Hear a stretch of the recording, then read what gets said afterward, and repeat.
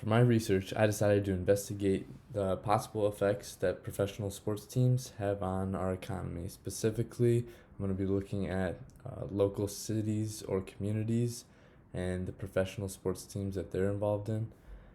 Finding a good answer to this question will allow for communities and the government to make educated decisions on how much resources we should be allocating into professional sports and when sports teams have a positive effect and when they do not have a positive effect on GDP or living standards. This is an economics question because it hopes to guide decision making on investment by the government by showing the government positive and negative effects sports teams have in various communities.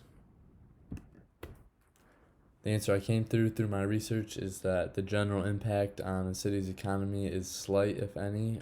There are possible positive effects in the short term, but there are a lot of factors that go into a city's overall ability to benefit from sports teams, such as market size, cost of infrastructure, and the type of sport.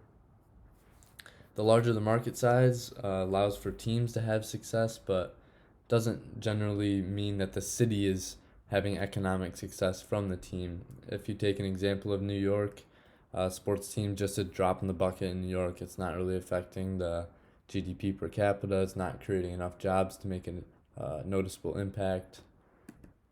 The cities that do seem to slightly benefit from professional sports teams in the short run include those who don't already have a sports team. This is their first sports team, and the city can become a tourist attraction because of the team.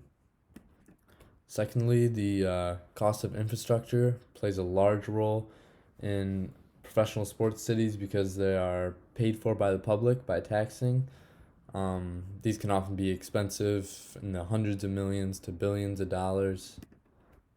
The argument that arises from this is that the taxpayer money spent on building these structures does not get returned to the community in a timely manner, does not help the community overall over time.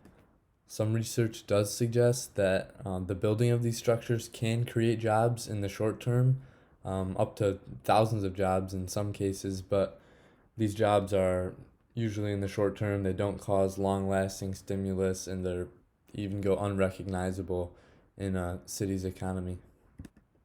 Another reason why sports teams may be a waste to a lot of cities is because they go unused based on what type of sport they are throughout the years. If you take the NFL only has a 17-week season, and roughly half of those weeks they're playing home games. So if you figure there's 8 games a season where you can go and see your NFL team in your city, it's not really providing that much stimulus for your economy, not many jobs.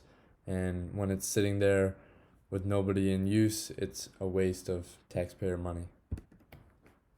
The graphs to the right show the average GDP per capita from Oklahoma City and Seattle. The year 2008 is marked because that's when Seattle's basketball team moved to Oklahoma City, now known as the Oklahoma City Thunder, formerly known as the Supersonics. You can see from the figures, when the team moved in 2008 to Oklahoma, it didn't really affect the GDP per capita too much.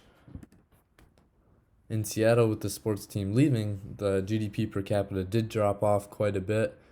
However, it's hard to tell if this is correlation and causation or if this is due to another outside factor.